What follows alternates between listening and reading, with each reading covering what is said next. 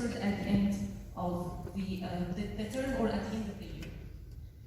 This model has also its limitations and advantages, but before that, let's talk about the 4 steps that are necessary to the implementation of this model. The first one is that a level of mastery should be set for each unit of instruction in order to determine when students have achieved mastery. So let's say that the teacher needs to specify the learning expectations or the learning outcomes so that he can know during instruction how far students have achieved these learning expectations. The second one, each informal or formal assessment should be used only for purposes of providing feedback. Its focused instruction must be provided to those students who don't achieve mastery of on the next formal assessment, and they must be retested following that additional instruction. It requires time. And a much smaller number of graded formal tests should be used in the course, an appropriate number, maybe 2 or 3. So what do you think of the advantages of this model?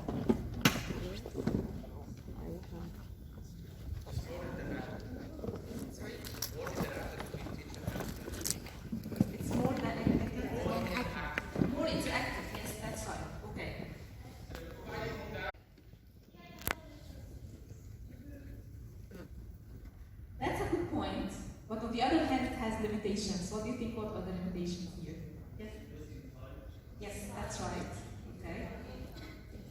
Sorry? Time consuming. Yes, that's right. Okay, I think you have mentioned most of them. Okay. In this model, you need to provide students with feedback. And we have some ideas, or let's say some criteria, for providing students with effective feedback.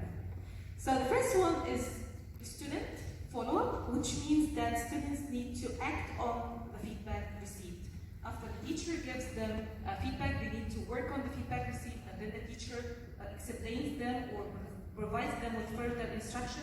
Then we have another informal assessment. So they need to act on the teacher's feedback.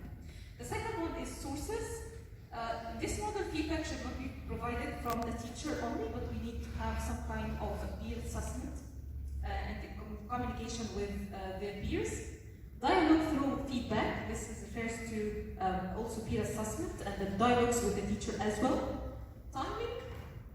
Feedback should be provided to students on time, immediately, so that they have a chance to use the feedback to improve their performance.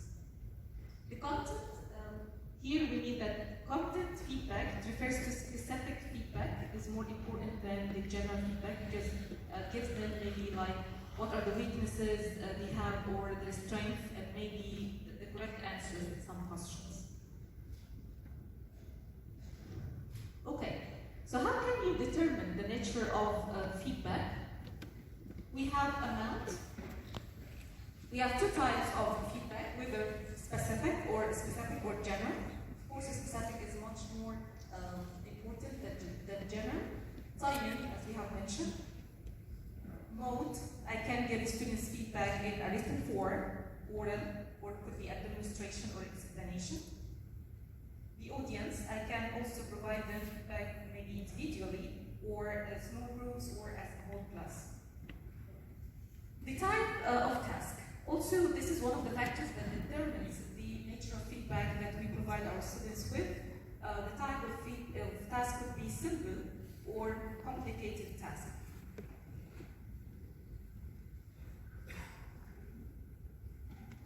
Okay, so these are other factors that also help us to provide students with differentiated feedback. The nervous level, the ability of students, and the subject matter.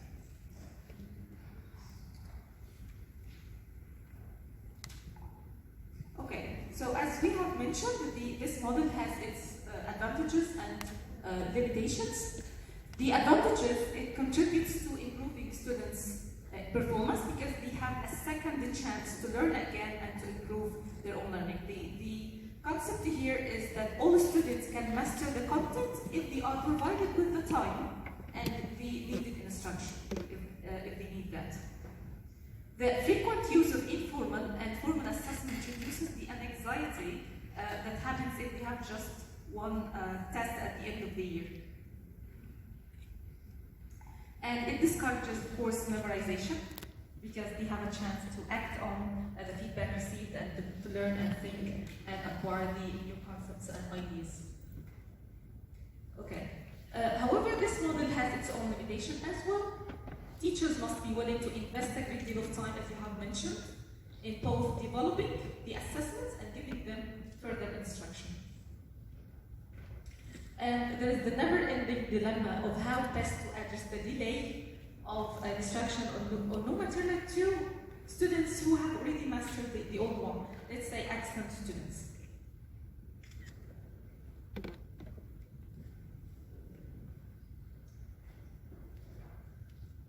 Okay.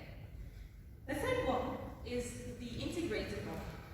And the integrated model, it's considered, let's say, one of the best models that can be utilized in the classrooms. And it focuses on developing students' learning and thinking skills at the same time. So what happens is that students are presented with the new concepts and the new ideas, and they are asked to work in pairs and in groups and to use and implement these concepts in different situations. So the assessment here is integrated in the teaching, and it does not only happen at the end of the instruction or at the end of the term, but teachers can use informal assessments like observations or oral questioning to get more information about students' level or performance, and accordingly he can make instructions decisions to improve their own learning. So we have here teacher-guided instruction, teacher-directed instruction, small group work, individual student learning.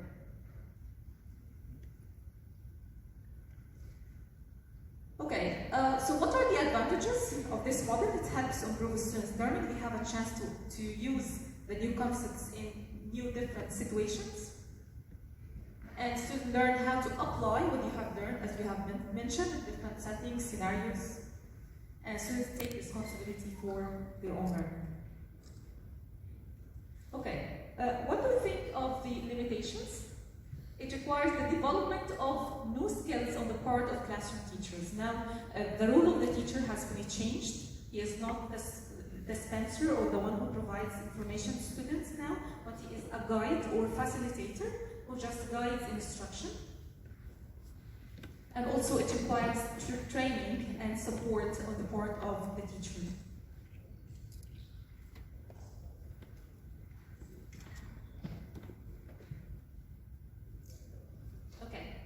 So now we have the three models of instruction and assessment. A partner or with a peer, what is the model that you are currently using in your organization, and which one would you like to use in the future with your students? So I'll be giving you 3 minutes for doing this, and I will listen to some of you. The purpose of assessment in the time restricted is assignment of grades. So this model is mainly used for grading purposes, and as we said, it's administered only as a time-related facilitation of meaningful learning and thinking. Concerning the nature of instruction, in time restricted, it's unidirectional. The teacher is the only one who provides information. Continuous feedback, mastery of subject matter content, because teachers can repeat again and again the difficult parts or difficult content. And the last one, the integrated small groups, focusing on the application of learning in new situations. As for time of assessment, at the end of instruction in the time restricted, periodically throughout an instructional cycle, and it's ongoing throughout instruction. So I just would like to clarify something. We have in the continuous feedback, we have just, let's say, assignments, informal assignments we do. But in the integrated, we have different kinds of informal assessments, like observations, classroom questions, and so on. Exactly, that's right. With regard to the role of teacher, we have the dispensory information in the time restricted, dispensory information to help students learn and achieve more. And in the and the facilitator of student learning. Okay, the last one regarding role of the student. Passive learner that I'm restricted, more active in the continuous feedback and responsible for their own learning in the last one, or the integrated. Okay, so the second part of the workshop would be about the instructional process, and it includes three main parts. Planning instruction comes first, delivering instruction comes second, and the last one is assessing instruction.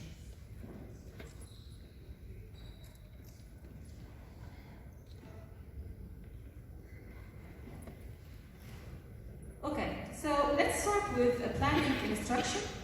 Planning includes, let's say, the plans are maybe weekly, every day, or maybe over a unit. So what is the importance of planning in your opinion? Time, okay, yes.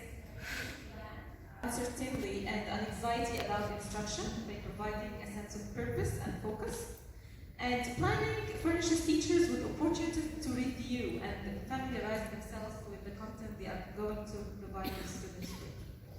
And also it provides a framework to follow during the instruction.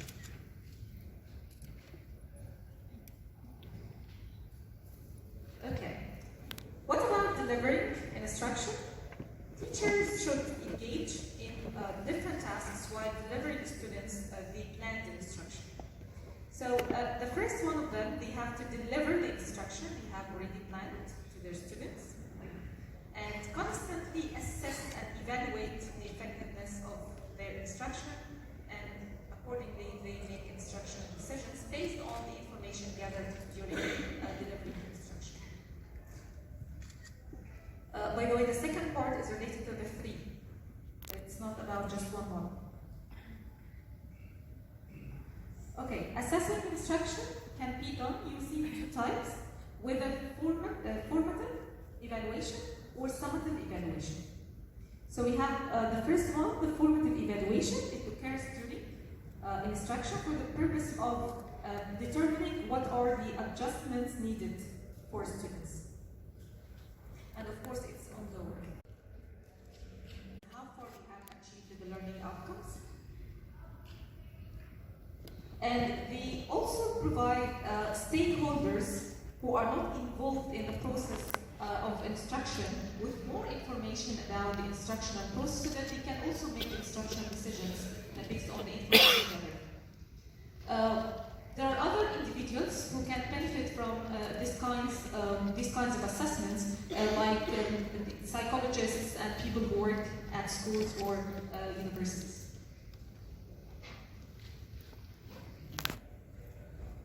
Okay, so let me give you more ideas about both of them. We have different tasks that can be implemented, whether you can use formal or informal assessments. We're going to compare between them in terms of the nature of evidence, gathering of evidence, feedback, instructional adjustments. Let's talk about the formal. Nature of evidence in the formal, you can use homework, quizzes and tests, in-class assignments, structured activities, and interim tests. In the informal, you can use observation and questioning during instruction. The gathering of evidence, of course, it's in the formal planned, and it follows instruction. And in the informal, it's spontaneous, ongoing, and it happens during the instruction. The feedback in the formal, of course, it is delayed after you correct them, then you give them feedback, and in the informal, it's immediate and on the spot. The instructional adjustments, the same idea, it's delayed in the formal and it's immediate in the informal. Okay, we have different options.